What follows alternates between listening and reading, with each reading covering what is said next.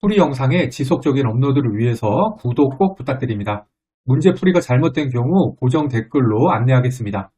댓글을 통해 추가적인 문제 풀이 해설은 하지 않습니다. 대신 영상을 시청하시는 분들이 댓글을 통해 의견을 나누는 것을 추천합니다. 고정 댓글에 기출문제 파일 다운로드 링크 있으니까 프린트해서 보세요. 1번 경수로 제어봉 반응도에 관한 설명 중 틀린 것은? 제어봉 반응도는 중성자 흡수율을 의미합니다. 보기를 보시면은 제어봉 반응도는 제어봉 삽입 위치에 따라 변한다. 제어봉이 중성자가 많은 노심 중앙에 삽입이 되면은 중성자 흡수율이 높아지게 되기 때문에 보기 1은 옳습니다. 보기 2, 제어봉 반응도는 동물질의 농도에 따라 변한다.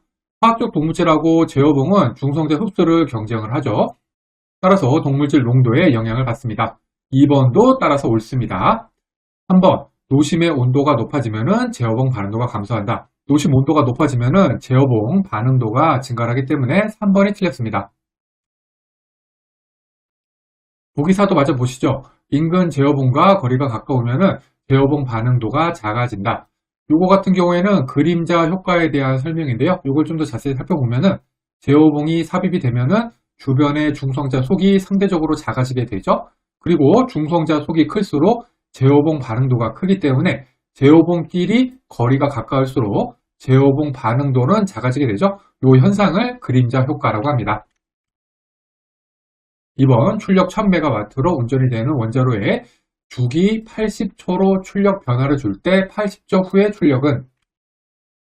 아주 중요한 출력하고 원자로 주기 관련 계산 문제입니다. 계산식은 P는 P0 곱하기 익스포넨셜 T분의 라지 T. 여기서 P0는 1000MW가 되고요. 그 다음에 원자로 주기가 80초가 되죠. 따라서 80초 후에 주기 80 해주면 이건 1이 되죠. 따라서 답은 계산해주면 2718, 2번 되겠습니다. 3번 UO2 60톤이 장전된 원자로가 정적 열출력 3000MW, 이용률 75%로 400일간 운전할 경우 연료의 평균 영소도는? 마찬가지로 아주 중요한 출력하고 연소도 관련 계산 문제입니다. 여기서 중요한 거는 연소도는 열출력으로 계산해야 된다는 것인데요. 가끔 전기 출력으로 주어질 경우가 있습니다. 하지만 이번 문제에서는 열출력으로 주어졌으니까 그냥 계산하면 되네요. 위에 보면은 3000MW 곱하기 이용률 0.75 곱하기 400일 나누기 해결료 60톤 해주면은 15,000 MWD 나누기 MTU 해서 답은 2번 되겠습니다. 4번, 다음 지발 중성자에 대한 설명 중 맞는 것은? 보기 1, 우라늄 235의 핵분열 시 방출되는 중성자의 대부분을 차지한다. 직발 중성자는 핵분열 시 발생을 하고요. 지발 중성자는 핵분열 파편의 붕괴로 발생을 합니다. 따라서 직발 중성자가 대부분을 차지하죠. 1번은 틀렸습니다. 보기 2, 평균 수명이 약 13초이며 원자로 제어에는 영향을 미치지 않는다. 지발 중성자는 평균 수명이 길어서 중성자 전체 수명을 길게 해서 원자로 제어를 용이하게 만듭니다.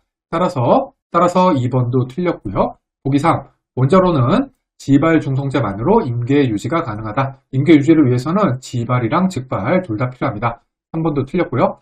보기 4, 플루토늄 이상분은 우라늄 235에 비해서 지발 중성자 분율이 더 작다라고 되어 있는데요. 지발 중성자 분율은 플루토늄 239, 플루토늄 241, 우라늄 235, 우라늄 238 순으로 큽니다. 따라서 4번이 맞고요. 요거는 암기사항이 되겠습니다.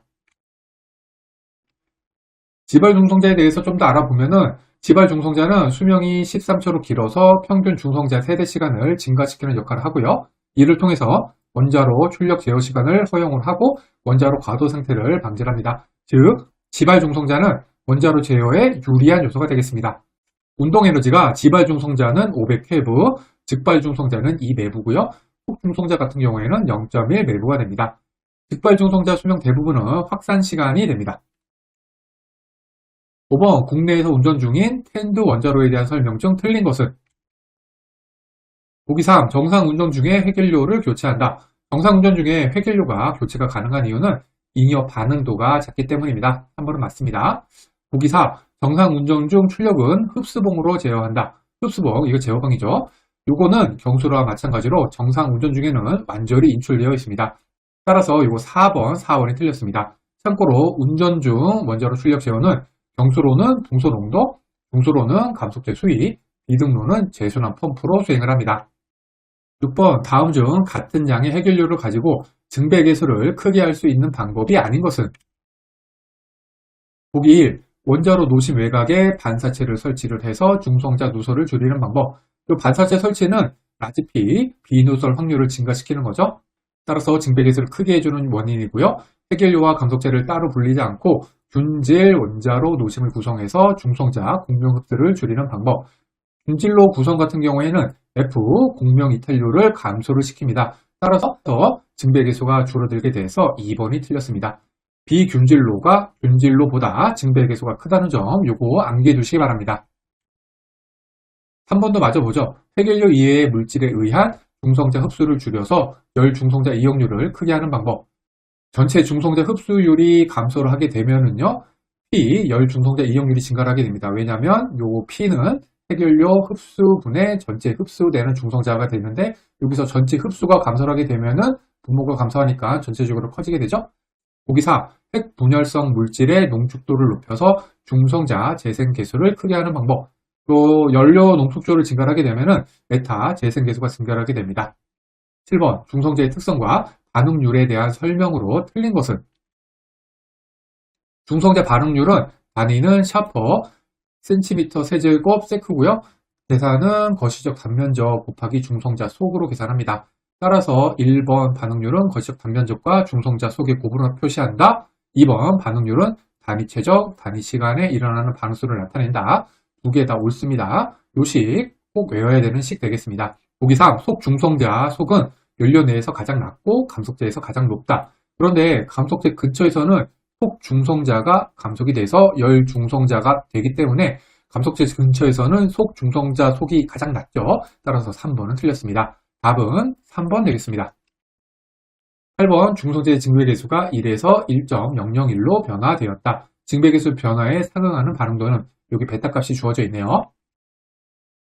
반응도 계산식은 한 3가지 정도 방법이 있습니다. 먼저 퍼센트 델타 K 나누기 K 곱하기 100으로 계산하면 되고요. PCM은 델타 K 나누기 K 곱하기 10의 5승으로 하시고요. 달러는 델타 K 나누기 K 그 다음에 베타로 나눠주면 되겠습니다. 보기 단위를 보면은 달러로 되어 있죠. 당연히 앞에서 식 중에 세 번째 식 달러를 구하는 식을 적용해야겠습니다. 여기서 델타 K는 1.001 빼기 1 되죠. 그래서 0.001이 되고요. 반응도 달러는 0.001 나누기 1 그 다음에 나누기 베타 0.0065 해주면은 0.1537 달러가 나와서요. 답은 4번 되겠습니다. 9번 경수로 원자로의 반응도 제어와 관련된 설명 중 틀린 것은? 보기 2. 가연성 동물질 봉은 중성자 산란 단면적이 큰 물질로 제조된다. 동물질의 목적은 중성자를 흡수하는 거죠. 따라서 흡수 단면적이 큰 물질로 제조되어야 합니다. 따라서 2번이 틀렸습니다. 참고로 화학적 동물질은 주로 붕산이 사용이 되고요. 장기 반응대를 제어를 합니다. 3, 4번 보시면은 가장 널리 사용되는 화학적 동물질은 붕산이다. 냉각제에 붕산을 주입해서 장기적 반응도를 제어한다. 3, 4번은 옳습니다. 답은 2번 되겠습니다. 10번 원자로 재이동 불능 시간에 가장 큰 영향을 주는 핵종은? 원자로에서 생성이 되는 대표적인 동물질 제논 35 한번 살펴보겠습니다. 제논 135 같은 경우에는 핵 분열 시 생성된 아이오다인 135의 방사 붕괴로 생성이 되고요. 운전 중에는 중성자 포획, 그 다음에 방사 붕괴로 소멸이 되고 정지 후에는 방사 붕괴로만 소멸하게 됩니다. 정지 초기에는 아이오다인의 방사 붕괴율이 제논 135의 방사 붕괴율보다 크기 때문에 제논 135가 계속 증가를 하고요. 이때 최대가 되는 것은 정지 후 10시간이 지났을 때가 최대가 되겠습니다. 그 이후에는 아이오다인 135가 점성 감소함에 따라서 제논 135도 감소를 하게 됩니다. 원자로 정지를 한 다음에 다시 재가동을 하기 위해서는 원자로 정지 후 생성된 제논 135의 양보다 제어봉 인출에 따른 정반응도가 커야지만 됩니다. 이와 같이 원자로 정지 후 생성된 제논 135로 인한 가동 능력 상실 시간을 원자로 재기동 불능 시간, 리액터 데드 타임이라고 합니다. 따라서 가장 관련 있는 핵종은 1번 제논 135 11번 질량수 A, 양자수 G, 수소 질량 MH, 중성자 질량 MN, 측량 질량이 M일 때 질량 결소는 이 식은 알아두셔야 되는데요. 핵자들의 질량은 반응 후 원자의 질량 더하기 결합에너지, 이 결합에너지가 질량 결손이 됩니다. 이 식이 있는데 수소 같은 경우에는 양성자 한 개로만 이루어져 있기 때문에 양성자의 질량하고 거의 같다고 보면 되죠. 그리고 여기 측정 질량 M, 이 측정 질량 M이 반응 후 원자의 질량에 해당이 됩니다. 따라서 이 식 한번 다시 써볼게요. 핵자들의 질량은 양자들의 질량 더하기 중성자들의 질량이 되고 그러면은 G 곱하기 MH 더하기 A-G가 중성자 수잖아요. 거기다가 곱하기 MN 해주면 됩니다. 그러면 요 뒤에 게 라지 M, 그 다음에 결합에너지 이렇게 식이 나오잖아요. 따라서 결합에너지는 여기다가 대문자 M 빼주면 됩니다. 답은 2번 되겠습니다. 12번 증백에서 구성 인자 중 제논과 같은 동물질에 의해 가장 많이 영향을 받는 것은 동물질은 전체에 흡수되는 중성자 수를 증가시킵니다. 증백에서 인자 중에 열 중성자 이용률 F를 보시면은 핵연료에 흡수되는 중성자 수 나누기 전체에 흡수되는 중성자 수를 이렇게 구할 수 있잖아요. 그런데 동물질은 전체 흡수되는 중성자에 영향을 주는 인자라고 했죠? 따라서 답은 4번 되겠습니다. 13번 일군 확상 방정식에 사용되는 인자가 아닌 것은 요식 무조건 외워두셔야 됩니다. 맨 앞에 식은 시간에 따른 중성자 속 변화율, 두 번째가 누설 관련된 거, 세 번째가 흡수 단면적, 마지막이 중성자 선언. 그런데 여기 보시면은 흡수 단면적은 있지만 보기 3의 산란 단면적은 없잖아요. 따라서 3번이 사용되는 인자가 아닙니다. 14번 도플러 효과에 가장 크게 기여하는 핵종은 도플러 효과는 다른 말로 하면 온도 개원 효과, 원자로 고유 안전성, 자기 출력 제한 이렇게 표현할 수가 있습니다. 이게 무슨 현상이냐면은 핵연료 우라늄 238의 온도가 증가하게 되면은 표적 핵 진동이 증가를 하고 공명 흡수 첨도값이 감소하고 폭이 증가를 해서 연료의 중성자의 공명 흡수가 증가하는 현상입니다. 즉 도플러 효과로 인해서 핵연료 온도가 증가를 하게 되면은 공명 흡수가 증가해서 출력이 감소하는 즉 원자로 연료 온도 계수가 음의 값을 갖게 됩니다. 따라서 U238 이게 가장 관련이 큰 핵종이 되겠습니다. 15번 천연 우라늄 1g에 포함된 우라늄 235의 원자수는 여기 우라늄의 원자량이랑 천연 우라늄에 존재하는 우라늄 235의 비율 0.714%가 주어져 있습니다. 먼저 천연 우라늄의 몰 질량을 구해야 되는데요. 우라늄 235의 비율이 0.714%라고 돼 있으니까 천연 우라늄 1g에는 우라늄 235가 0.00714g이 있고 우라늄 238은 이 1g에다가 우라늄 235의 질량수인 0.00714를 빼주면 되겠죠? 천연 우라늄 1몰의 원자량은 n분의 1 나누기 0.714 나누기 235 더하기 앞에서 구한 우라늄 238 1 빼기 0.074 나누기 238로 나눠주면은 m은 237.98이 나옵니다. 두 번째는 원자수를 구해야 됩니다. 천연 우라늄 1g에 들어있는 원자수는 6.02 곱하기 10의 23승을 앞서 구한 몰 질량 237.98로 나눠주면 되죠. 그러면은 2.53 곱하기 10의 21승계가 나옵니다.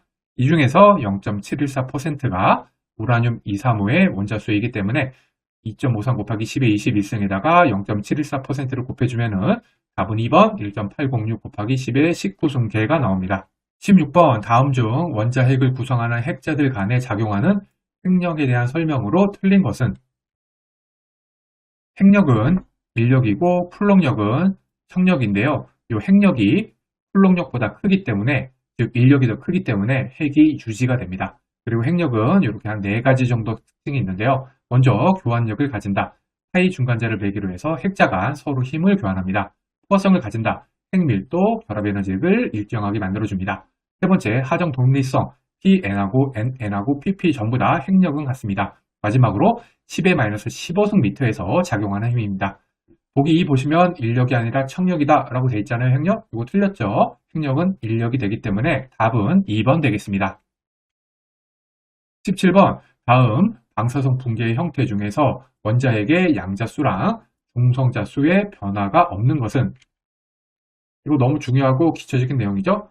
알파 붕괴는 알파선, 즉 헬륨이 떨어져 나오기 때문에 양자수가 2개, 중성자가 2개가 감소를 하고요. 베타 붕괴는 양성자가 중성자와 베타 플러스 선으로 붕괴가 되면서 베타 플러스 선이 방출이 되기 때문에 양성자 수가 1개 감소, 중성자가 1개 증가. 따라서 베타 붕괴는 베타 플러스 붕괴라고도 부릅니다. 감마 붕괴는 여기 상태의 원자핵이 저기 상태로 안정화되면서 감마선이 방출이 되기 때문에 양성자, 중성자 변화가 없습니다.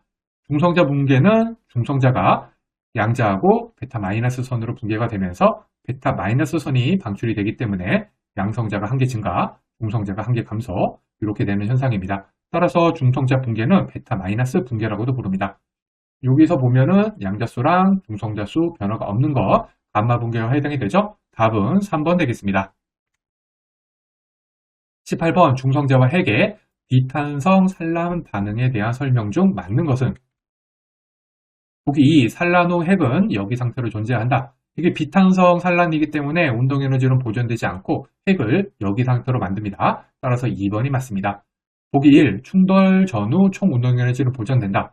탄성 산란 시에 보존되는 게 핵자 운동에너지, 전하량, 그 다음에 질량, 에너지에서 핵 운전 칠에 저는 이렇게 외우고 있죠. 따라서 탄성 산란 시에는 총 운동에너지가 보존이 되지만 비탄성 때는 보존이 안 돼서 1번 틀렸습니다. 3번 저에너지 중성자가 가벼운 질량의 핵과 반응할 때 주로 발생한다. 비탄성 산란은 고에너지 중성자가 무거운 핵과 반응해서 발생하기 때문에 3번도 틀렸습니다. 답은 2번 되겠습니다. 19번 중성자에 대한 미시적 단면적을 설명한 것 중 맞는 것은? 보기 2에 미시적 단면적의 단위인 반은 10의-20 상승 제곱미터 면적에 해당된다 라고 했는데 이게 제곱미터가 아니라 센티미터 제곱이죠. 이거 틀렸습니다. 3번 미시적 단면적은 실제 핵의 단면적과 동일하다 돼 있는데 미시적 단면적은 중성자가 원자핵과 반응할 확률이기 때문에 실제 단면적하고 같지는 않습니다. 4번 미시적 단면적은 산란 단면적하고 포획 단면적으로 구성된다. 이게 아니라 산란이랑 흡수로 구성이 됩니다. 보기 1. 핵이 중성자와 반응을 일으킬 확률이 비례한다. 이게 미시적 단면적의 정의죠. 따라서 답은 1번 되겠습니다. 20번 다음 설명 중 맞는 것은? 보기 1. 핵분열 에너지의 대부분은 중성자의 운동에너지다. 이거 아니죠? 핵분열 파편 운동에너지 168 내부가 대부분을 차지합니다. 보기 2. 핵분열 후 생성되는 즉발 중성자의 평균 에너지는 수개부 정도이다 라고 되어 있는데 이 내부 에너지를 갖죠? 2번 틀렸습니다. 3. 원자로가 트립되면 노심에서 생성되는 열 에너지는 즉시 0이 된다. 즉시 왠지 틀린 것 같죠? 원자로가 트립되더라도 핵 연료의 잔열이 존재하기 때문에 즉시 0이 되지는 않습니다. 4. 핵분열 시 방출 에너지의 일부는 발전소에서 회수할 수 없다. 방출되는 에너지 중에서 중성 미자는 회수가 불가능합니다. 따라서 답은 4번 되겠습니다. 1번 증기 발생기에서 운전 중 발생 가능한 수입 팽창, 스웨일링 현상과 관계가 없는 것은? 이거 수입 팽창 관련된 거는 이거는 필수 암기사항입니다. 원인하고 결과 둘 다 외우셔야 되고요. 원인은 터빈 출력 증가, 이착측 밸브, 주증기 안전 밸브랑 증기 덤프 밸브 열림, 주증기 소형 파단이 있고요. 결과는 스팀 제너레이터 압력 감소, 증기 유량 증가가 있습니다. 보기 1. 터빈 부하 극강 증가, 주증기 안전 밸브 열림, 보기 3. 증기 덤프 밸브 열림, 전부 다 이게 원인에 해당이 되죠. 따라서 답은 원자로 및 터빈 정지 4번이 되겠습니다. 2번 가경소료용 원자력 발전소의 증기 발생기에서 발생하는 주요 손상 기구가 아닌 것은? 보기 2의 열 시호 같은 경우에는 열로 인해서 연성을 잃어서 치화가 되는 현상인데요. PWR에서는 증기 발생기에서는 발생하지 않습니다. 따라서 2번이 답이 되겠습니다.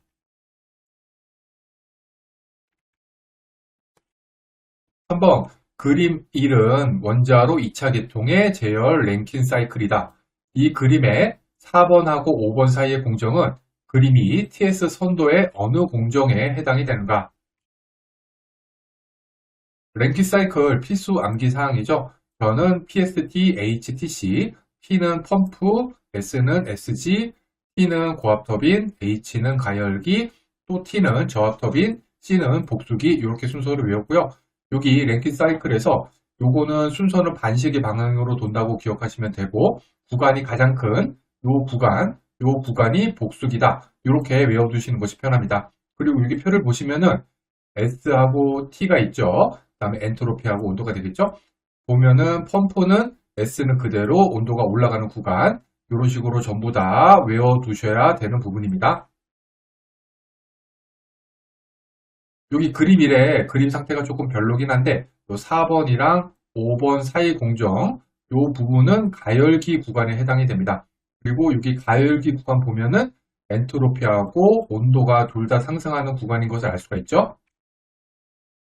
그러면 그림 2에서 엔트로피하고 온도가 모두 상승하는 구간은 A에서 B 구간, 따라서 답은 1번 되겠습니다. 4번, 다음의 괄호에 들어갈 합금 원소가 순서대로 적절히 나열된 것은? 이것도 암기사항입니다.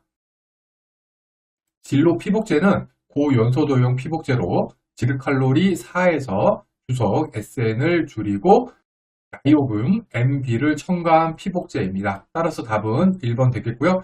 참고로 지르칼로리 4, 이건 PW에 쓰는 거죠. 이거는 지르칼로리 2, BW에 사용되는 거에서 Ni, 니켈을 제거해서 수소 취호 현상을 줄인 피복제가 되겠습니다.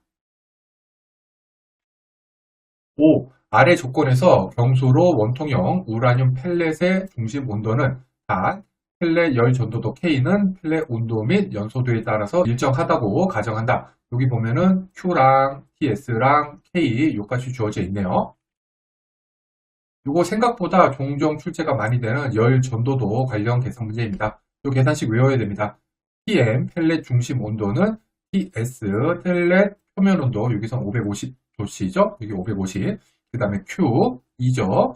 그 다음에 4파이 K, 요 K는 0.035. 이거 계산해 주면은 1004.73이 나옵니다. 따라서 답은 2번 1005도씨가 되겠습니다. 6번 가학 경소료형 원자로의 노외 중성자 계측기에 대한 설명 중 틀린 것은? 노외 중성자 계측기 좀 알아보겠습니다. 원자로 용기에서 누설이 되는 축 방향 중성자 속을 감시해서 원자로 출력을 측정하는 역할을 하고요. 필요시 안전 신호를 발전소 보호 계통에 정성을 합니다. 이 채널에는 기동 채널, 제어 채널, 안전 채널, 이거 가끔 암기 문제로 시험에 나옵니다. 기재안 저는 이렇게 외워주고 있고요. 이에 반면에 노내 계측기는 노외 계측기 계측, 출력 평가 자료 제공, 뭐가 있냐면 엔탈피, 열수력, 계속값, 출력 분포, 연소도 이런 자료를 제공하는 용도입니다. 보기 3 보시면 엔탈피 변화 및 설계 시 계산된 열수력 계속값 확인, 요거는 노내 계측기에 대한 설명이죠. 따라서 3번이 틀렸습니다. 7번 가학 경소로형 원자력 발전소의 가압기 특성에 관한 설명 중 틀린 것은? 가압기에 대해서 알아보겠습니다. 가압기는 이제 액체 영역 이렇게 되어 있으면은 액체 영역이 있고 기체 영역이 있죠. 그 중에 액체 영역은 고온간 서지 라인에 연결이 되어 있고요. 그 다음에 증기 영역은 저온간 분무 노즐에 연결이 되어 있습니다.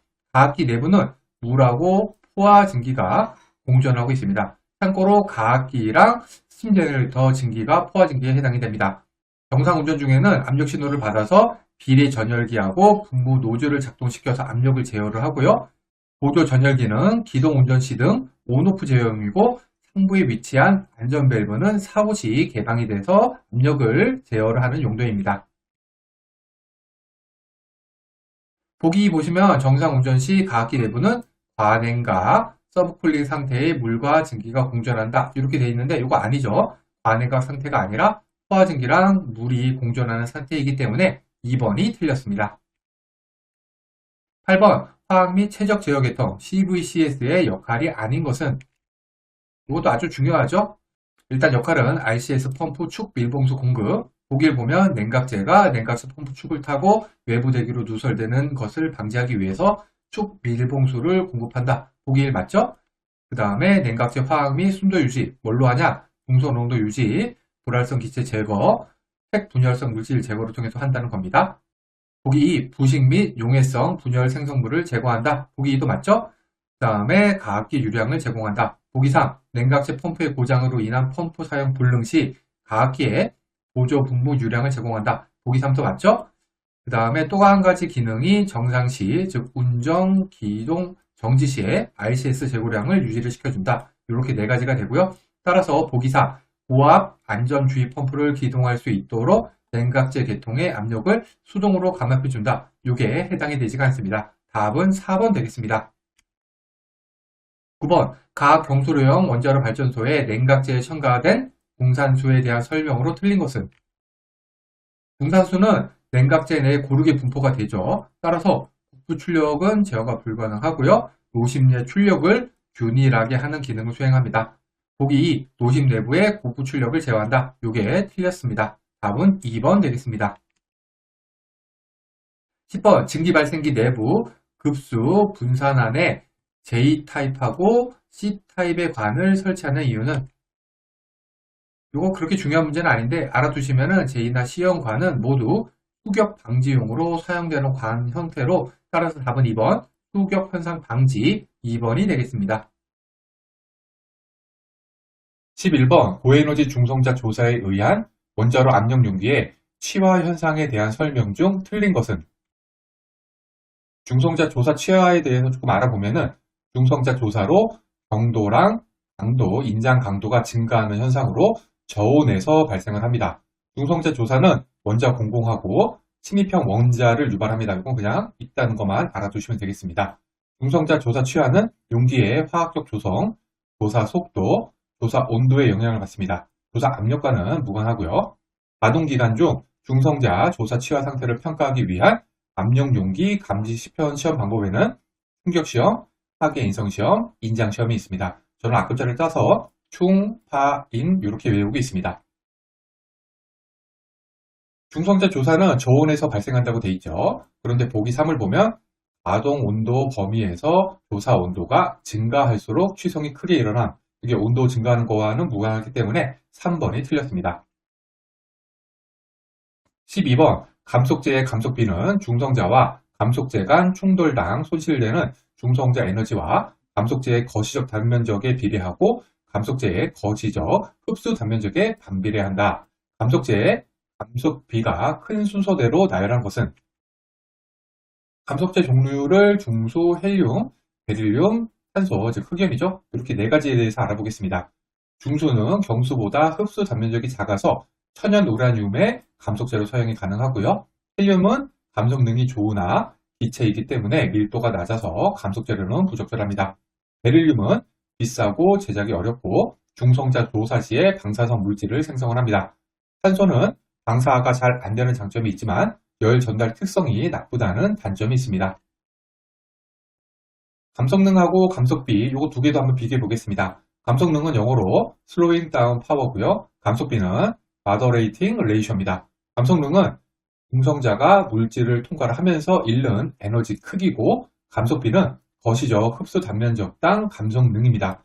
감속능은 순서가 경수, 중수, 베릴륨, 탄소, 감속비는 중수, 탄소, 베릴륨, 경수 요 순서가 되고요. 문제에서는 감속비를 구하게 돼 있죠. 감속비 요거 순서죠. 답은 1번 되겠습니다. 13번 각 경수로형 원자로의 정상 출력 운전 시 펠렛 중심 온도, 피복제 표면 온도, 냉각제 온도의 축방향 분포에 대해 맞게 기술한 것은? 축방향 노심 내 최대 온도 지점은 냉각제는 예를 들어 이렇게 돼 있다고 했을 때요. 냉각제는 최상단 여기고요. 피복제는 최상단에서 75% 지점, 요 정도가 되겠죠? 그 다음에 펠렛은 65% 지점, 요 정도가 되어 있습니다. 보기 4를 보시면 축방향 최대 피복제 온도는 최대 펠렛 온도에 비해서 상부에 발생한다라고 되어 있는데 피복제가 75%, 펠렛이 65%, 피복제가 더 높죠? 따라서 4번이 옳습니다. 답은 4번 되겠습니다. 14번 금속 우라늄 해결료와 비교한 이산화 우라늄 해결료의 특성이 잘못 기술된 것은? 이거 제가 계속 보여드리는 표죠? 이거 상당히 자주 나오는 것을 이제는 알 수 있을 것입니다. 이산화 우라늄하고 금속 해결료 비교해 보면은 물성은 이산화 우라늄은 상온에서 깨지기 쉽다. 녹는 점, 즉 안전성 같은 경우에는 이산화 우라늄은 높지만 금속 우라늄은 낮고, 금속 우라늄은 높은 조사 손상을 보인다. 그 다음에 재처리 같은 경우에는 금속 우라늄은 쉽다. 기타 특성으로는 금속 해결료 같은 경우에는 연소도, 열 전도도 등 출력 관련 우수한 장점이 있다. 이게 되겠습니다. 보기 4 보면 상대적으로 높은 열 전도도를 가지고 있어서 동일 출력에서 해결력 온도가 낮다. 이렇게 되어 있는데 금속이 이산화 우라늄보다 열 전도도가 높죠? 따라서 4번이 틀렸습니다. 15번 가압 경소량 원자로에서 정상 운전 및 비정상 운전 기간 동안에 해결력 파손을 방지하고 가상 사고 시 도심 냉각 성능을 유지하기 위해 설정한 설계 기준 중 틀린 것은? 여기서는 핵 비등 이탈을 봐야 되는데요. 핵 비등 이탈은 핵 비등에서 부분 막 비등으로 천이하는 걸 말합니다. 핵 비등 이탈이 시작을 하게 되면 물이 끓기 시작을 하고요. 증기 기포가 피복제를 덮기 시작을 하고요. 열 전달률이 감소를 해서 막 비등이 발생하게 됩니다. 이 핵 비등 이탈과 관련된 계산식 중에는 DNPR 이게 상당히 중요한데요. 요거는 임계 연료속 나누기 평균 연료속 곱하기 T 플러스 핫 채널 팩터 이건 가끔 1로 돼서 그냥 임계 연료속 나누기 평균 연료속으로 계산하는 경우도 종종 있습니다. 아무튼 이 DNPR이 1이 되게 되면은 핵 비등 이탈이 시작을 되고요. 따라서 DNPR을 1.3 이상이 되도록 유지하여야 합니다. 이 DNPR을 증가시키는 방법, 즉 핵 비등 이탈, 운전 여유도를 증가시키는 방법은 한 4가지가 있는데 첫 번째는 실제 연료속을 감소시킨 겁니다. 이건 출력 감소로 달성이 가능하고요. 두 번째는 출력을 균일하게 하고요. 세 번째는 막비등을 방지하는 건데 하는 방법은 냉각제 압력을 증가 아니면 감속제 수위 감소 같은 거죠. 그리고 냉각제 온도 감소 이 방법이 있습니다. 마지막으로 열 전달률을 증가시켜야 되는데요. 이거는 냉각제 유량 증가를 통해서 달성시킬 수가 있습니다. 예를 들어서 증기 발생관 전열관이 막히게 되면은 냉각제 온도가 증가하게 되겠죠. 냉각제 온도가 증가하게 되면은 당연히 DNPR이 감소되기 때문에 안 됩니다. 보기 2를 보시면은 정상 운전 중에는 연료병 표면에서의 열 유속이 임계 열 유속보다 높게 설정이 되어서 열 전달 효과가 좋아야 된다. 이렇게 돼 있는데 DNPR은 임계 열 유속 나누기 평균 열 유속이죠. 따라서 실제 열 유속, 즉 평균 열 유속이 임계 열 유속보다 커야지 분모가 커야지 DNPR이 커지게 되잖아요. 따라서 2번이 틀렸습니다. 16번 다음 중 육체의 관성력과 점성력의 비를 나타내는 무차원수는 이거 레이놀드 수 관련된 문제인데요. 이거 상당히 중요하죠. 레이놀드 수는 감성력 나누기 점성력, 이 점성력은 마찰력이랑 같은 거죠. 이 식은 로 VD 나누기 뮤 각각 유체 밀도 곱하기 유속 곱하기 관직경 나누기 점성 계수가 되고요. 만일에 레이놀드 수가 2300보다 작으면 측류, 2300에서 4000 사이면 트랜시션 플로우, 4000 이상이면은 난료가 되겠습니다. 문제에서는 관성력, 점성력, 레이놀드 수 답은 1번 되겠습니다. 참고로 너셀수 같은 경우에는 열 전달 나누기 열 전도도로 계산이 되고요. 호두도수, 외보수, 마하수는 각각 중력 대비 관성력, 표면 장력 대비 관성력, 산성력 대비 관성력의 비를 나타내는 수입니다. 저는 그냥 후에마, 중표탄관 이렇게 그냥 외워주었습니다. 17번 원자력 발전소에서 사용되는 유량 측정 개시, 오리피스, 유량 노즐, 벤츄리 관은 어떤 원리를 이용을 해서 유량을 측정하는가? 유량식은 요게 있는데요. 요거 꼭 외워둬야 될까 싶지만 가끔 문제에 나오긴 합니다. 아무튼 보시면은 차압이 여기 있죠. 즉 차압의 제곱근의 유량이 비례하는 걸 알 수 있죠. 답은 3번 차압의 제곱근의 비례 요게 되겠습니다. 18번 가압 경수로형 원자로 노심에서 고온수로의 축 방향 위치별 출력이 코사인 함수 형태일 때 고온수로에서 실제 연료속과 임계 연료속 및 핵 비등 이탈률 변화를 축 방향 위치별로 적절히 나타낸 것은? 이번에도 핵 비등 이탈률 관련 문제입니다. 핵 비등 이탈률은 1.3보다 커야 되고요. 그리고 실제 연료속이 임계 연료속이 되면 핵 비등 이탈이 시작이 됩니다. 즉 임계 연료속은 막 비등이 발생하지 않을 연료속이 됩니다. 일단 출력은 실제 연료속을 따르죠. 여기 보면 출력이 코사인 함수 형태로 되어 있다 그랬잖아요. 따라서 출력은 마찬가지로 코사인 함수 형태, 가운데가 가장 높은 코사인 함수 형태여야 됩니다. 그러면 이런 형태란 뜻이죠. 전부 다 그런 형태로 되어 있으니까 일단 보기 1에서 4 전부 해당이 됩니다. 그 다음에 냉각제 온도는 앞에서 봤죠? 축방향 최상단에서 최대가 됩니다. 임계 연료속은 따라서 최상단에서 가장 낮아야 되겠죠? 보면 최상단에서 가장 낮은 경우는 보기 2라고 보기 2, 요거 두 개가 해당이 됩니다. 그리고 DNBR은 임계 연료속 나누기 평균 연료속, 즉 요거 나누기 요게 되겠죠. 요거 나누기 요거. 그런데 분자가 제일 큰 게 여기, 그 다음에 분모가 제일 작은 게 여기. 따라서 최하단에서 가장 커야 되죠. DNBR은. 따라서 답은 1번이 되겠습니다. 19번, 원자로 안경 용기가 급격히 냉각됨에 따라서 약이 될 수 있는 문제점은? 이거 가압 열충격 관련 문제인데요. 이것도 상당히 중요합니다. 가압 열충격은 가압 상태에서 표면 온도가 급격히 무연성 천위 온도 이하가 되면서 재료의 파괴 인성치가 급격히 감소되는 현상입니다. 중성자를 조사를 하게 되면 무연성 천위 온도가 높아지고요. 최대 열충격 흡수 에너지가 작아지면서 가압 열충격의 가능성과 영향이 커지게 됩니다. 따라서 급격히 냉각되는 거, 요거는 가압 열충격 관련된 문제가 되겠습니다. 20번, 가압 경토로형 원자로 안경 용기는 중성자 조사에 의해 수명 말기까지 샤르피 충격시험 곡선의 최대 흡수 에너지가 뭐 아래로 낮아지거나 기준 무연성 천위 온도가 뭐를 초과하지 않아야 한다. 이거 그냥 암기사항입니다. 요거는 68줄 되겠고요. 요거는 200F 되겠습니다. 답은 2번 되겠습니다.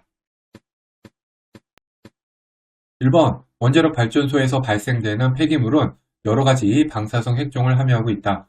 기체 폐기물이 주로 발생되는 곳이 아닌 것은?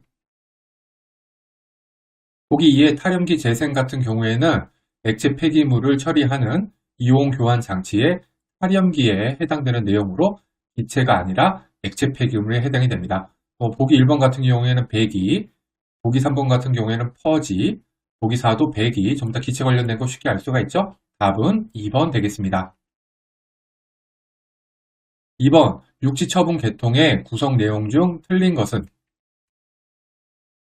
사실 이때만 하더라도 경주 방패장이 핫 이슈여서 관련 문제가 종종 출제가 되었습니다. 사실 요즘은 그렇게 많이 출제되는 편은 아닙니다. 문제에서 육지 처분은 동굴, 천층 처분을 의미합니다. 보기 4를 보시면 폐기물은 비표면적이 높고 가능한 부피가 최소여야 한다 이렇게 되어 있는데 비표면적은 단위 부피당 표면적을 의미하고요. 이게 높다는 것은 부피당 반응 면적이 크다는 의미이기 때문에 폐기물의 비표면적이 높은 것은 적절하지가 않습니다. 답은 4번 되겠습니다. 3번, 원자력 발전소 개통의 신뢰도는 수질에 의존한다. 수질 관리를 위하여 행하는 일반적 원자로 수화학의 목적으로 맞는 것은? 수화학 처리 목적은 부식 방지, 오염물 침정 방지, 부식 생성물 감소, 산화 피막 감소 등이 있고요. 이를 통해서 핵연료의 건정성을 향상시키고 출력을 증강시킬 수가 있습니다. 보기 4, 재료에 대한 물의 공격성 감소, 요게 맞겠습니다. 4번, 다음 나열된 핵종 중 사용되는 산업 분야가 틀린 것은? 보기 3에 보면 아르곤 37, 아르곤 41이 하천에서의 유동 상태 이렇게 써있죠. 그런데 아르곤은 불활성 기체이기 때문에 물에 용해가 되지 않아서 하천에는 적용이 불가능합니다. 답은 3번이 되겠고요. 참고로 불활성 기체는 주기율표에서 맨 오른쪽에 있는 헬륨, 네온, 아르곤, 크립톤, 제논, 라돈 이렇게 6가지 기체인데요. 가장 바깥 전자궤도가 꽉 차 있어서요. 화학적으로 안정이 되어서 다른 원자들과 잘 반응하지 않고 기체 상태로 존재한다는 특징이 있습니다. 요거 정도 알아두시면 좋겠습니다.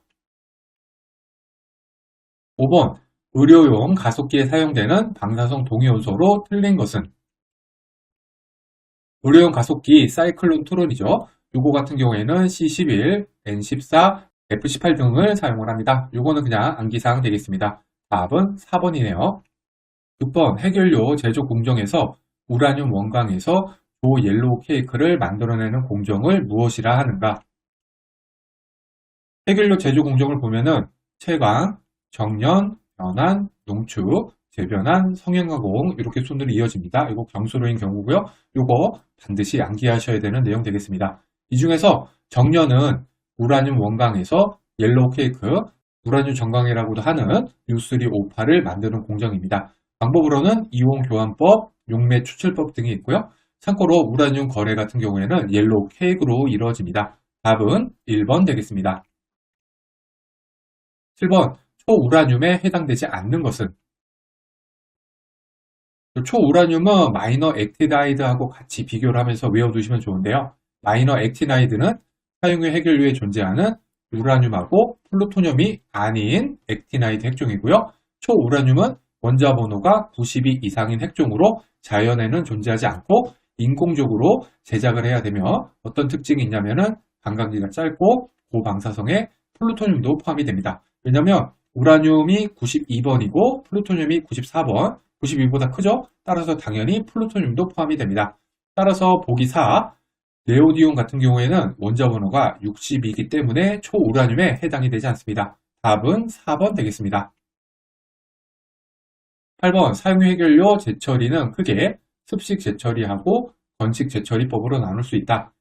다음 중 습식 재처리 방법이 아닌 것은 재처리에 대해서 알아보면은 파이로 프로세스, 퓨렉스 이렇게 두 가지가 대표적인데요. 파이로 프로세스는 건식 재처리 방식이고 모든 초우라늄 핵종이 함께 분리가 되어서 핵 확산 저항성이 크다는 장점이 있습니다. 퓨렉스는 습식 재처리 방식인데요. 이온 교환법을 사용을 하고요. 용매로는 TBP를 사용을 합니다. 이 정도만 알아두시면 되겠습니다. 참고로 상업적으로 가장 많이 보편적으로 사용되는 해결료 재처리 방법은 레이저법이 있습니다.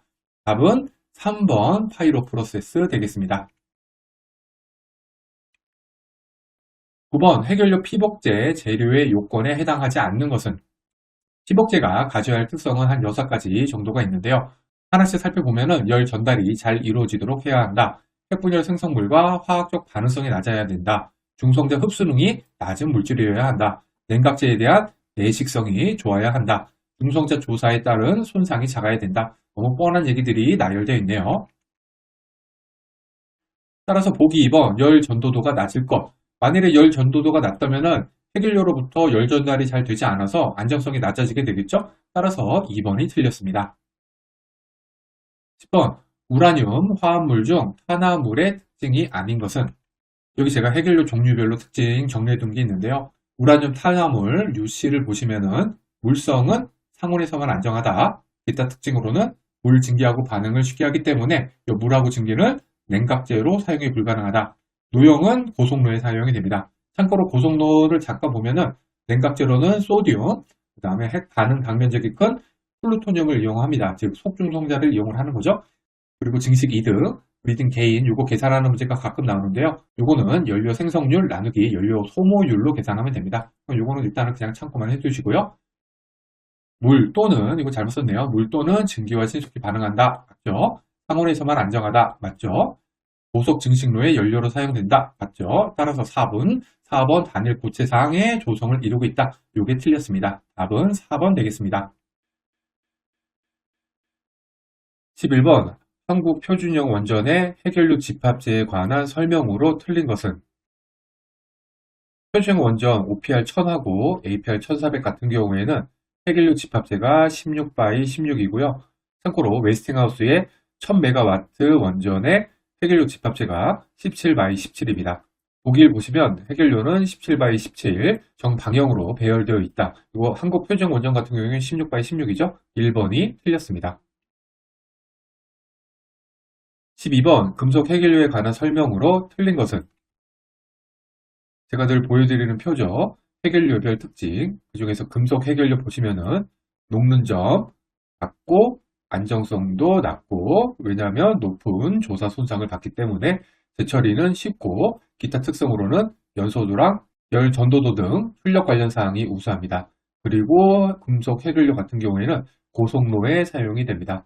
고속로 같은 경우에는 참고 삼아서 냉각제로 소디움, 핵발은 단면적이 큰 플루토늄을 활용을 하고 즉 중성자를 이용을 하고요. 그 다음에 증식이득, 브리딩 게인이라는 거를 계산하는 문제가 가끔 나오는데 요거는 연료 생성률 나누기 연료 소모율로 계산하면 됩니다. 보기 3번 이산화 우라늄 해결료보다 녹는 점이 높다 돼 있는데 여기 보면 녹는 점이 낮죠. 3번이 틀렸습니다. 13번 원자력 발전소 부식 형태 중 틈새 부식과 비슷하나 보호피막이 부분적으로 파괴된 경우 혹은 재질이 비균일인 경우와 같이 여기서도 중요합니다. 비교적 화학적 활성이 큰 부위부터 집중적으로 부식이 일어나는 형태를 무엇이라고 부르는가?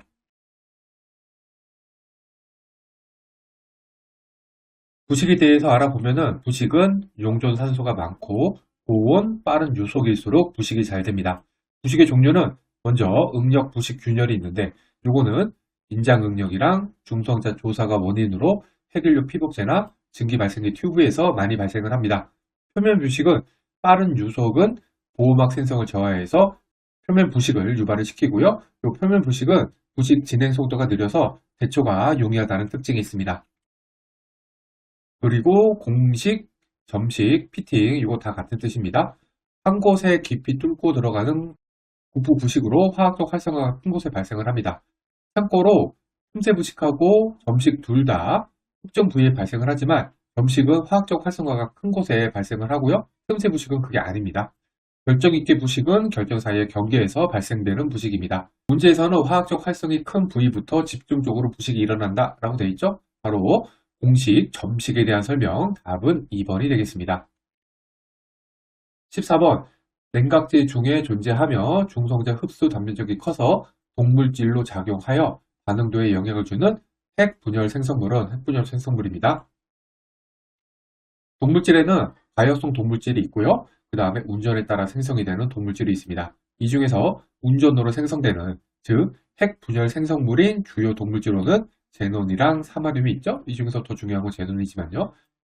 따라서 답은 2번 제논, 사마륨 되겠습니다. 15번 중수 제조나 삼중수소 분리 등을 위한 수소 동위원소 분리 공정으로 이용되지 않는 공정은 요거는 제가 해설 조금 보완한 다음에 다시 영상으로 올려보도록 하겠습니다. 16번 가경소료형 원자력 발전소 냉각제의 수학 관리에 관한 설명으로 틀린 것은 수학 처리의 목적은 부식 방지, 오염물 침전 방지, 부식 생성물 감소, 산화 피막 감소 등이 있고요. 이를 통해서 해결력 건전성을 향상시키고 출력을 증강시킬 수가 있습니다. 먼저 용존산소 제거를 위해서는 기동운전 중, 즉 저온 정지 상태에서는 하이드라진으로 하고요. 출력 운전 중에는 해적 제어 탱크를 통해서 수소 기체를 삽입해서 합니다. 보기를 보면 저온 정지 상태에서는 하이드라진을 첨가하여 용존산소를 제거한다. 이거 맞죠? 보기 2, 출력 운전 상태에서는 수소 기체를 주입하여 용존산소를 제거한다. 이것도 맞죠? 참고로 pH는 수산화 니트로 하고요. 부식 생성물은 과산화 수소로 제어를 합니다. 보기 3에서 붕소는 주로 반응도 제어를 위해 사용한다 라고 되어 있습니다. 이게 붕소는 반응도 제어를 위해서 사용하는 게 맞습니다. 따라서 3번도 맞고요. 하지만 4, 주기 초보다 주기 말에 붕소 농도가 높다 라고 되어 있지만 운전이 될수록 중성자 흡수로 인해서 붕소는 감소하게 되죠. 따라서 4번이 틀렸습니다. 17번 액체 방사성 폐기물을 제형계수가 5인 이온 교환기로 처리하였다. 제거된 방사능의 비율은 이게 가끔 나오는 제형계수 관련 계산 문제인데요. 제형계수는 처리 전 방사능 나누기 처리 후 방사능으로 계산이 됩니다. 제형계수가 5라는 거는 이게 5라는 뜻은 뭐냐면은 만일에 처리 전 방사능이 1이라면은 처리 후 방사능은 0.2가 돼야 된다는 뜻이죠. 제거된 방사능 비율 같은 경우엔 처리 전 방사능 빼기 처리 후 방사능이니까 요거는 1 빼기 0.2는 0.8 따라서 제거된 방사능은 80%가 되겠습니다. 답은 1번 되겠습니다. 18번 최근 개발되고 있는 고온가스 냉각로에 관한 설명으로 맞는 것은 저 같은 경우에는 고온가스 냉각로하고 고속 증식로 두 개를 구분해서 외우는 편인데요. 해결료 같은 경우에는 고온가스 냉각로에서는 세라믹 해결료, 고속 증식로에서는 유시나 금속 해결료를 사용을 합니다.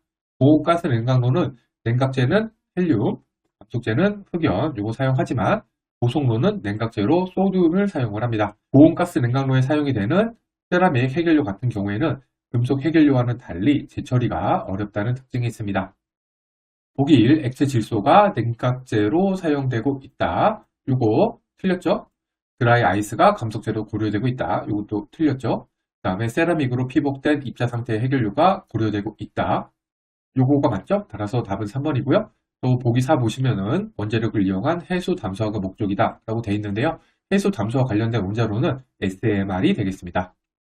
19번 우라늄 농축에 소요되는 비용을 기술하기 위하여 사용하는 단위인 SWU, Separative Work Unit에 관한 설명으로 틀린 것은 SWU에 관한 문제는 암기사항이 조금 있습니다. 먼저 SWU는 우라늄 농축에 소요되는 비용 단위인데요. 단위는 kg 되겠고요. 그 다음에 계산은 농축 우라늄 질량 곱하기 농축도 V, 감소 우라늄 질량 곱하기 V 농축도 빼기 천연 우라늄 질량 곱하기 V 농축도 이렇게 되겠습니다. 이 V 농축도는 Vx는 2x-1 로그 x 나누기 1-x 요걸로 계산이 됩니다. 이 두 가지씩 모두 외워야겠습니다. 따라서 보기 4, 천연 우라늄의 질량이 클수록 SWU가 크다라고 되어 있는데 이게 커지게 되면은 당연히 요거는 작아지게 되겠죠? 따라서 보기 4가 틀렸습니다. 20번 해결료 피복제의 펠렛 피복제 상호작용 PCI에 관한 설명으로 맞는 것은 이거 시험 자주 출제되는 아주 중요한 문제죠. 순서를 보면 출력이 증가를 하게 되면은 핵분열 생성물이 출적이 되고 프레팅, 마모낭, 내경이 감소하는 현상, 그 다음에 크리프, 펠릿이 팽창하는 현상, 그러면은 내경이 감소하고 펠릿이 팽창하게 되면은 두 개가 만나서 PCI, 펠렛 피복제 상호작용이 발생을 하게 되고 이로 인해서 인장 응력이 증가하고 핵분열 기체에 아이오다인이 접촉을 해서 응력, 부식 균열이 발생을 합니다. 보기 1, 연소도가 낮은 핵연료에서 발생하기 쉽다. 보기 2, 출력이 서서히 감소될 경우 발생하기 쉽다. PCI는 결국 출력이 증가하면서 발생을 하기 때문에 연소도가 높은 핵연료에서 발생하기 쉽고요. 출력이 증가할 때 발생하기가 쉽습니다. 따라서 이거 두 개 전부 다 틀렸습니다. 보기 3, 응력 부식 균열과는 관계가 없다. 아니죠. PCI가 발생하면 응력 부식 균열이 발생을 하니까 3번도 틀렸습니다. 답은 보기 4, 요오도에 의해 유발된다 되겠습니다. 1번 다음 중 모든 소내외 교류 전원 상실 시 안전 관련 모션에 자동으로 전력을 공급하는 설비는 수해 전원 상실 사고 시에는 기기 냉각수 해수 펌프가 정지를 하고 각 계열에서 펌프 한 대가 공학적 안전설비 부하 공급 절차에 따라서 비상 디젤 발전기로부터 자동으로 전원을 공급받습니다. 따라서 답은 4번 비상 디젤 발전기 되겠습니다. 2번 노심에 잉여 반응도를 준 이유로 맞는 것은 일단 출력 결손하고 잉여 반응도 이거 두 개를 같이 알아두면 좋습니다. 출력 결손은 정상 운전 시 부반응도로 인한 출력 감소를 의미합니다. 이 부반응도는 핵연료 연소, 핵분열 생성물 생성, 온도 교환 효과 등 출력 운전으로 발생을 합니다. 잉여 반응도는 이 출력 결손을 보상하기 위해 핵연료를 임계 질량보다 많이 장전하는 것을 말합니다. 화학적 동물질을 출력 전에 넣어주는 것은 잉여 반응도를 보상하기 위한 것이죠. 그리고 이 화학적 동물질을 인해서 핵연료를 많이 장전할 수 있게 됩니다. 보기 3 보시면 출력 증발 동안 출력 결손에 의한 첨가되는 부반응도를 보상하기 위해 이게 맞겠죠? 답은 3번 되겠습니다. 3번 최대 선출력 밀도와 관련하여 고온 열소로 계수를 제한하는 이유는 열소로 계수 영어로 하면 핫 채널 팩터 요거는 최대 출력 나누기 평균 출력 이렇게 계산이 되는 거죠. 열소로 계수 같은 경우에는 핵비능 이탈을 제한을 해서 핵연료 용융을 방지하는 것과 관련이 되어 있습니다. 따라서 답은 4번 핵연료 용융 방지가 되겠습니다. 4번 운전 중 핵연료 손상 예측에 이용되는 대표적인 핵종은 운전 중에 핵연료 손상 감지에는 아이오다인, 할로겐 원소, 크롬이란 제논, 불확성 길체, 그 다음에 세슘, 알칼리 금속 측정, 그 다음에 전 베타 감마 측정, 요거는 전 방사능 분석이라고 하고요. 그 다음에 지발 중성자 검출 이렇게 있습니다. 그리고 정지 후 핵연료 손상 감지는 초음파 방법이 있습니다. 따라서 운전 중에는 2번 아이오다인 131 요게 되겠습니다. 5번 가연성 동물질을 원자로에 사용하는 이유로 맞는 것은 A. 균일한 출력 밀도 제공, B. 제어봉 연소 효과를 보상, C. 초기 노심에 고농축 연료를 제공, D. 중성자속 분포를 균일화. 가연성 동물질은 반경 방향 중성자속을 균일화해서 출력 밀도를 고르게 합니다. 그리고 앞선 문제에서 보았듯이 화학적 동물질로 인해서 핵연료를 많이 장전할 수 있죠. 잉여 반응도를 가능하게 하여서 초기 노심에 고농축 연료의 제공이 가능하게 하는 것입니다. 따라서 답은 A, C, D 이렇게 돼서 답은 3번 되겠습니다. 6번 원자로 발전소에서 핵 분열의 부산물로 방사성 물질이 방출된다. 이러한 방사성 물질을 환경으로 방출되는 것을 차단하기 위한 방어벽으로 틀린 것은 원자력 발전소에서 방사성 물질의 외부 유출을 방지하기 위한 4개의 물리적 방벽은 해결료 펠렛, 해결료, 피복제, 냉각제 압력 경계, 경남 용기 이렇게 4개가 되겠습니다. 이거 중요하죠? 암기사항입니다.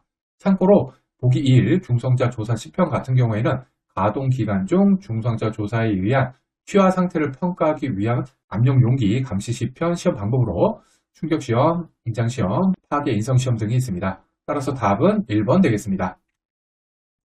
7번 다음에 원자력 발전소 사고의 공통 증상으로 맞는 것은 원자로 냉각제 상실 사고, 로카하고 증기 발생기 튜브 파열 사고, SGTR 이거 2개가 나와 있네요. 로카 시에는 1차 측에서 외부로 냉각제 손실이 이루어지죠. 그렇게 되면은 1차 측 압력이 감소를 하게 되고 그러면 따라서 가압기 압력도 감소를 하게 되고 또 방사능이 외부로 누출이 되기 때문에 경락 건물 압력이 증가를 해서 방사능 준위가 증가하게 됩니다.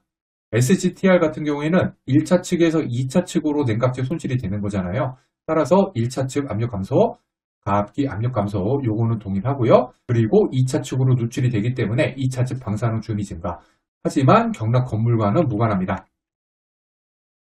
따라서 공통 증상은 가압기 압력 감소가 되겠습니다. 요거 사실 조금 늘 헷갈리는 문제죠. 솔직히 완벽하게 이해하면 좋겠지만 무엇보다도 일단 암기하는 것이 깔끔하다고 생각됩니다.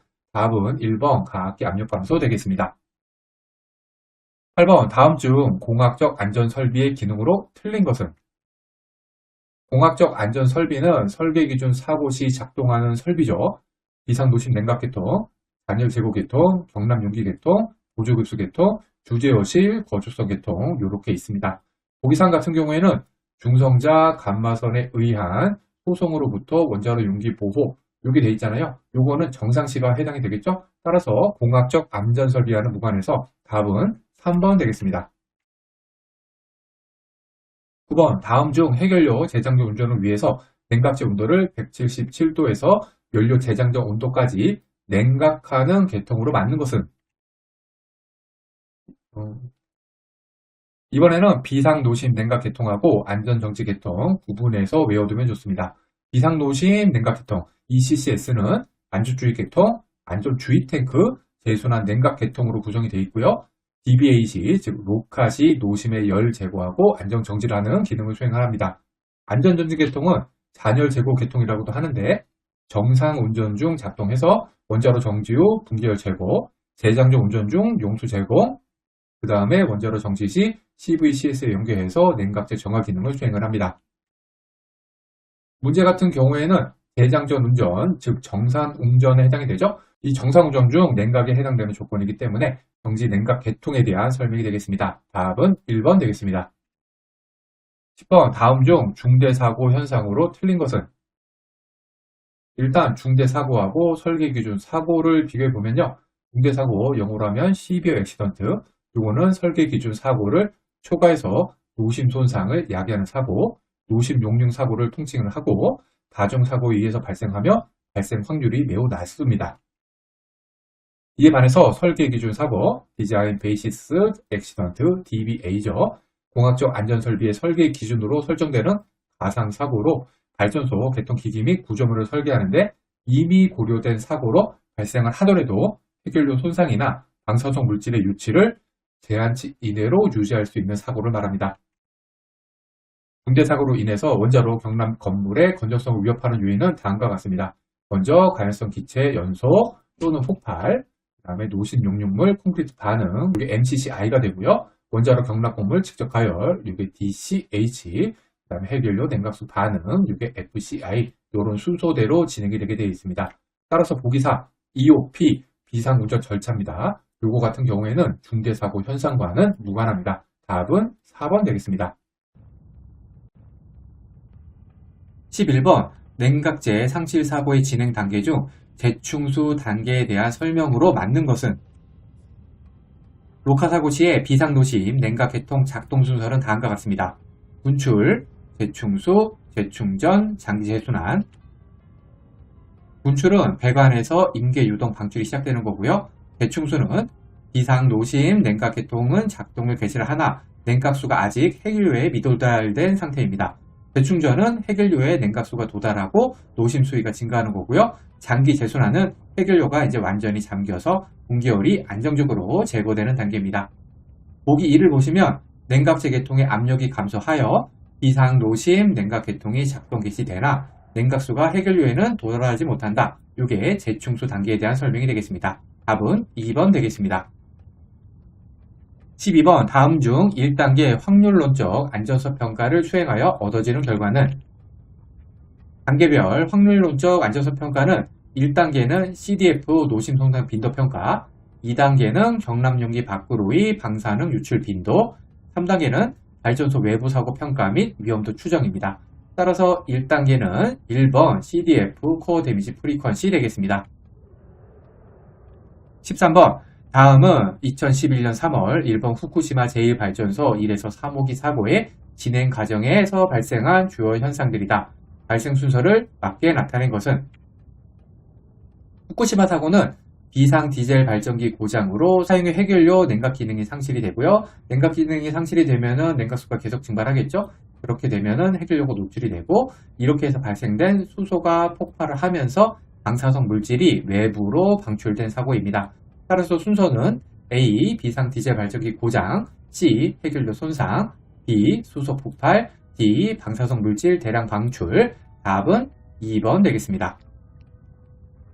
14번 출력 100만 kW의 원자력 발전소가 있다. 가동률이 80%, 전기 판매 단가가 kWh당 50원일 때 발전소의 연간 전기 판매 대금은 얼마인가? 1년은 365일.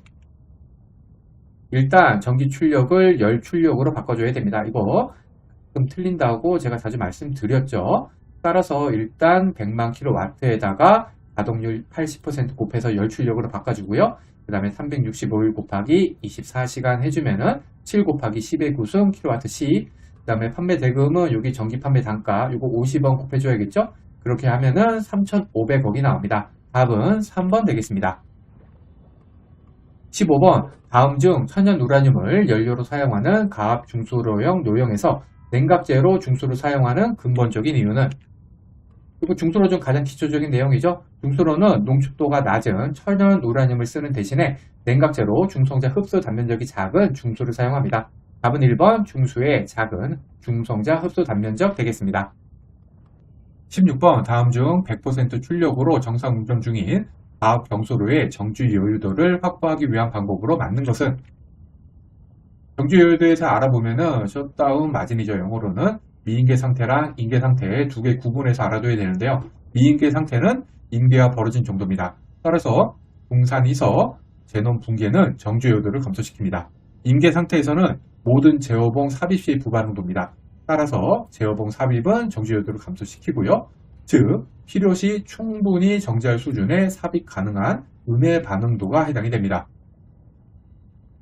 문제에서는 100% 출력돼 있죠. 즉 임계 상태에서의 정지 여유도 관련입니다.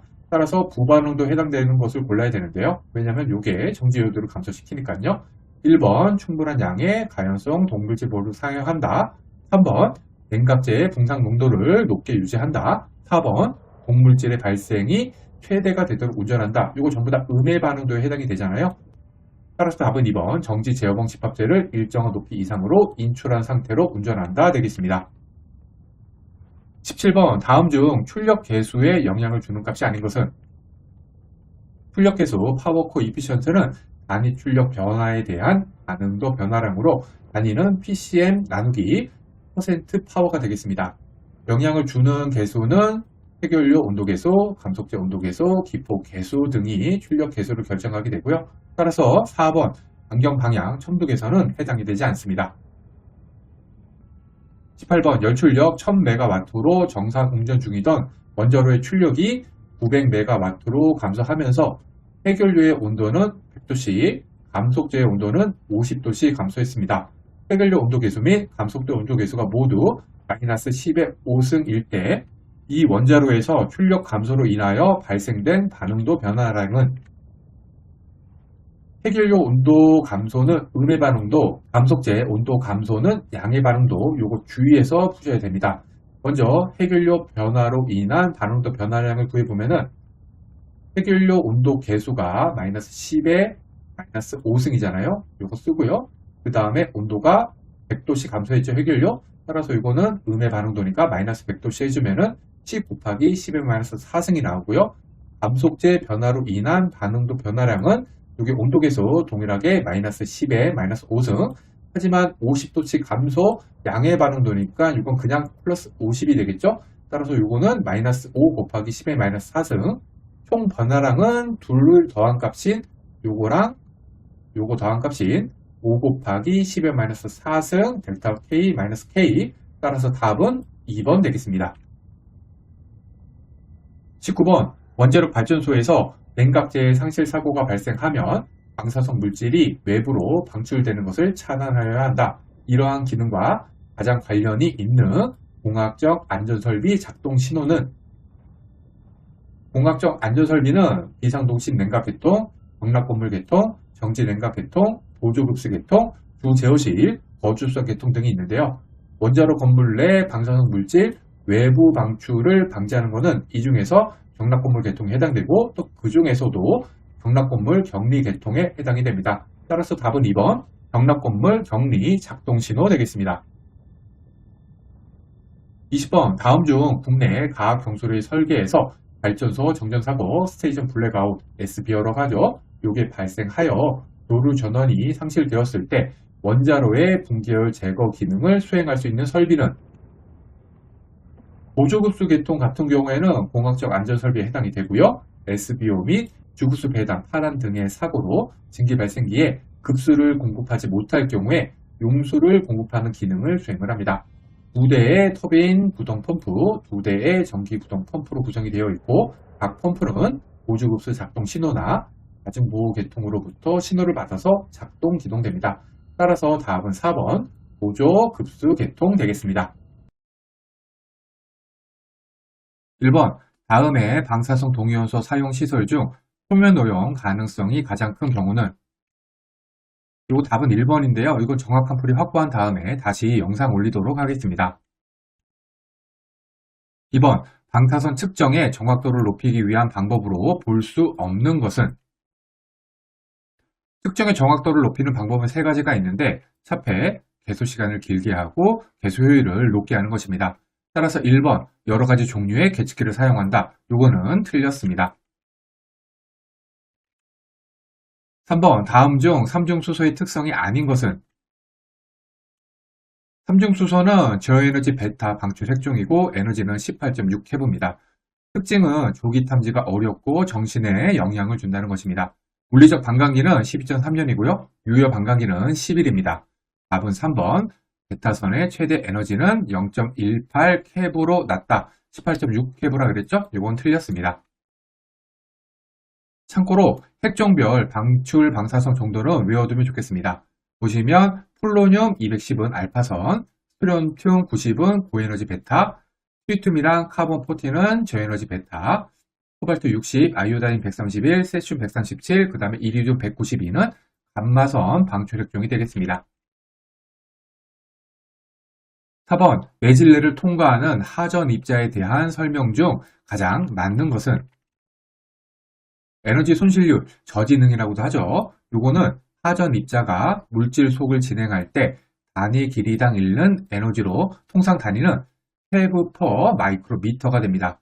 계산식은 에너지 손실률은 Q의 제곱 곱하기 G 곱하기 N 나누기 V의 제곱. 여기서 Q는 전하량, G는 물질의 원자번호, N은 물질의 수밀도, V는 전하 속도 됩니다.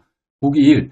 에너지 손실률은 전하량에 비례하고 정확히는 제곱에 비례하는 거지만 가장 맞는 것은 그 다음에 하전 입자 속도에 반비례한다. 이것도 제곱에 반비례한다 하지만 전체적으로 봐서는 맞는 거죠. 따라서 답은 1번 되겠습니다. 나머지 3개 보시면은 전부 다 틀린 것을 알 수 있습니다. 5번 0.1 내부에서 이 내부 사이의 에너지를 갖는 강자가 물이나 공기와 반응할 경우 가장 많이 일어나는 반응은 광자, 이게 감마선이랑 X선이 감마죠. 요거랑 물질과의 반응은 광전자 효과, 컴퓨터 산란, 쌍전자 산성이 있는데요. 광전자 효과는 0.5 매부 이하일 때, 쌍전자 산성은 1.02 매부 이상일 때 발생을 합니다. 거기에서 문제에서 보시면 0.1 외부에서 2 외부 사이라 그랬죠? 따라서 답은 컴퓨터 산란 2번 되겠습니다. 6번 NAIT의 성강 계수기로 5,100베렐의 방사능을 갖는 세슘 137 선원을 1분 동안 측정하여 35,000 카운트를 얻었다. 자연 계수율이 600 ccm이었다면 선원에서 방출되는 감마선에 대한 검출기의 계수 효율은 약 얼마인가? 단 세슘 137 선원의 감마선 방출률은 85%이다.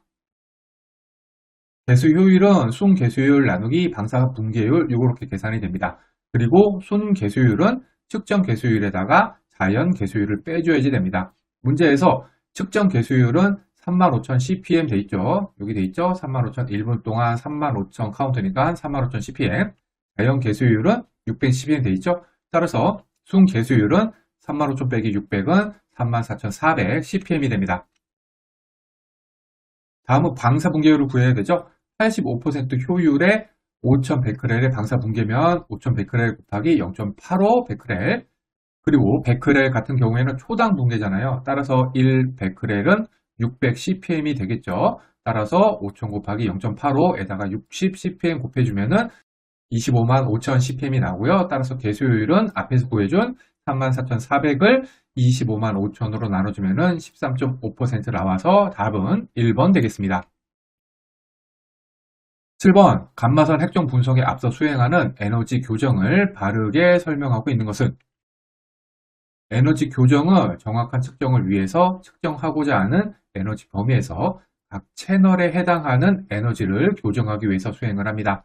따라서 답은 3번 감마선의 에너지와 채널과의 관계를 설정하는 절차이다. 3번 되겠습니다.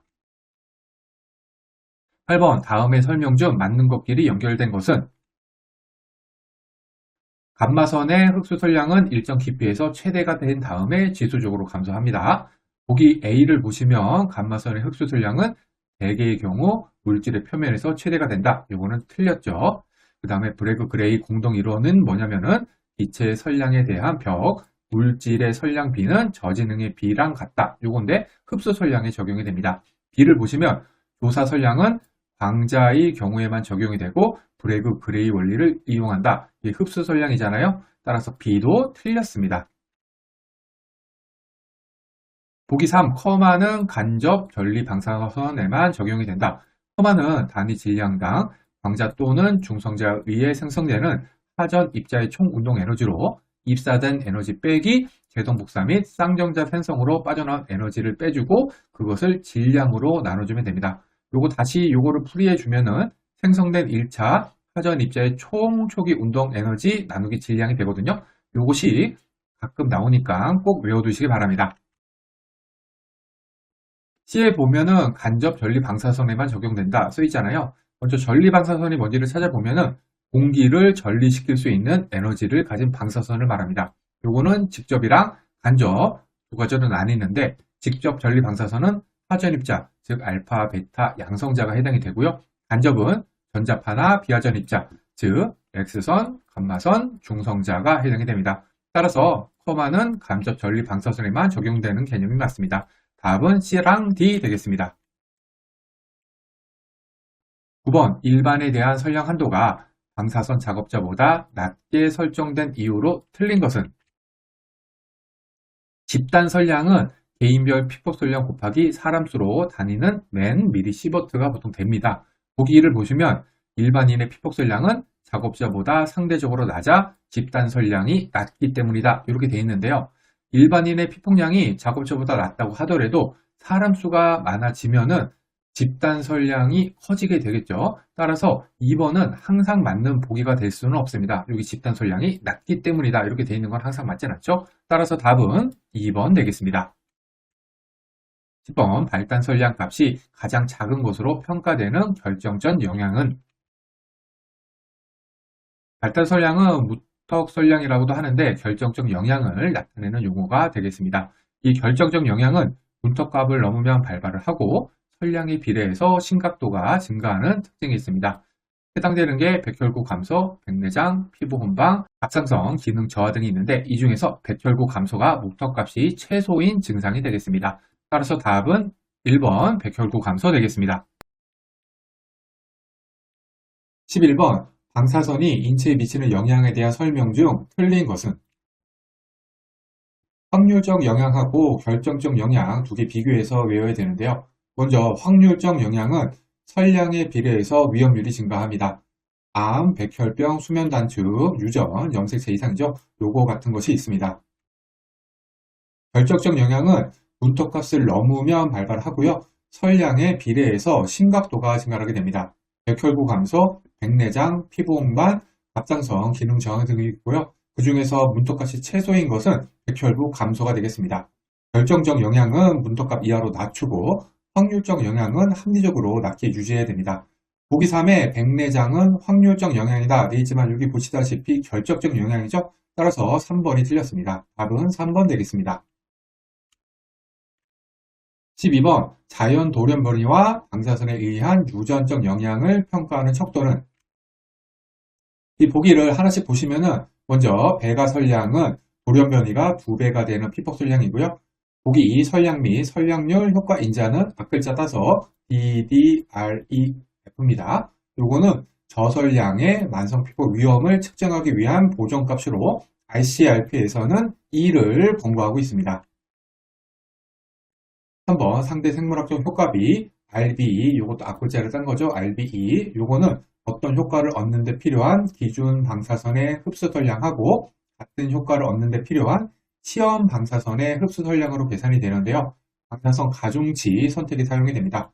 마지막으로 보기 4 구경꾼 효과는 특정 세포에 조사할 때 주변 세포에 나타나는 효과를 의미하는 용어입니다. 따라서 문제는 보기 1 배가 선량 되겠습니다. 13번 다음 방사선의 종류 중 연속 에너지 스펙트럼을 갖는 것은? 그리고 가끔 나오는 문제로 선 스펙트럼하고 연속 스펙트럼 두 개 구분해서 외워둬야 됩니다. 선 스펙트럼은 알파선, 감마선, 특정 S선, 내부 전환 전자, 오제 전자, 광전 효과 등이 있고요. 연속 스펙트럼은 베타선, 전자선, 영성 S선, 제동 복사선이죠. 그리고 컴퓨터 전자, 쌍전자 생성 등이 있습니다. 따라서 보기사의 베타선은 연속 스펙트럼에 해당이 되죠. 따라서 답은 4번 되겠습니다. 14번 1매부 에너지를 지닌 감사선을 방출하는 핵종의 초기 방사 선량률을 납을 이용하여 16분의 1로 줄이고자 한다. 필요한 납의 두께는 약 얼마인가? 납의 질량 에너지 감쇄계수, 밀도 요거하고 로 요거 두 개 주어져 있고요. 그 다음에 축적 인자는 무시한다. 즉 1로 하라는 뜻이죠. 요거 아주 자주 출제가 되는 감쇄계수 관련된 문제입니다. 식은 i는 b 곱하기 i0 이스포넨셜 마이너스 뮤 t가 되고요. 이때 b는 축적인자 여기서 1로 하라고 되어 있죠. 여기 보면 납을 이용해서 16분의 1로 줄였고 처음이 1 매부니까 이 앞에는 16분의 1 매부 그 다음에 i0는 1 매부 되고요. 그 다음에 이스포넨셜에다가 요거랑 요거 곱해주면 뮤가 되죠. 따라서 두 개 곱해주고 곱하기 t 그래서 t는 3.44cm가 나와서 답은 4번 되겠습니다. 15번 고순도 반도체 검출기를 이용한 감마선 핵종 분석 시스템으로 미제 시료를 측정한 결과 950kV에 해당되는 채널에서 전 에너지 피크가 나타났다. 측정된 스펙트럼에서 기대할 수 없는 피크는? 그리고 에너지 스펙트럼 순서가 제동 복사, 후방산란, 소멸 피크, 이중 이탈 피크, 단일 이탈 피크, 컴퓨터 단해, 광전 피크 이렇게 순서가 되거든요. 저는 그냥 앞글자 따서 제후, 소쌍, 단광 이렇게 외우고 있습니다. 그 중에서 이제 광전 피크 같은 경우에는 전 에너지 흡수 피크, 입사 광전 에너지라고도 하는데 만약 이게 A 캡일 때 후방산란 피크는 A 빼기 컴퓨터 단해가 되고요. 소멸 피크는 0.511 매부가 되고요. 이중 이탈 피크는 A 빼기 1.02 매부가 되고요. 단일 이탈 피크는 A 빼기 0.511 매부가 됩니다. 소멸 피크하고 이중 단일 이탈 피크는 정자 쌍생성으로 발생되기 때문에 1.022 매부 이상이어야지만 발생이 됩니다. 여기 보면 감마선 에너지가 950케브, 즉 0.95 매부죠. 따라서 이 중에서 단일 이탈 피크는 발생이 불가능합니다. 답은 1번 되겠습니다. 16번 다음 중 BF3 개수기와 직접 관계가 없는 것은? 여기 이제 기체 전리만 한번 공부를 해보면은 전리항, 이온환이죠. 그 다음에 비례계수관, 지행계수관이 기체 전리를 이용한 계측기가 되겠습니다. 여기 검출되는 핵종이랑 특징 정리해 두었는데 한번 이거 전체적으로 보시고요. 우리는 그 중에서 비례계수관 중에서 BF3 요거 봐야 되죠. BF3는 기체 충정식 계측기가 되고요. 어떤 식을 이용했냐면은 B10에 중성자가 충돌하면 알파선이 나오면서 Li7이 나오는 것입니다. 검출은 열 중성자가 되고요. 특징은 BF3는 파라핀을 이용하여 톡 중성자를 감속시킨다는 것입니다. 따라서 보기 2, NP 반응 요거 해당이 안 되죠? 보기 3번의 반응이죠. 따라서 답은 2번 되겠습니다. 17번 질량 에너지 전달 계수와 질량 에너지 흡수 계수의 차이가 발생하는 주 원인은, 즉 전달하고 흡수 사이에 왜 차이가 발생하냐 이 문제인데, 충돌로 인해서 에너지가 전달된 다음에는 일부 에너지가 제동 복사나 오제 전자로 방출이 되면서 흡수 선량이 줄어들게 되어 있습니다. 따라서 답은 1번 제동 복사 되겠습니다. 18번 어떤 방사성 물질의 유효 반감기가 5일인 경우 생물학적 반감기는 단, 물리적 반감기는 10일이다. 이거 아주 기초적인 문제죠. 요 식은 1 나누기 유효 반감기는 1 나누기 물리적 반감기 더하기 1 나누기 생물학적 반감기, 요거 당연히 암기해야 되는 겁니다.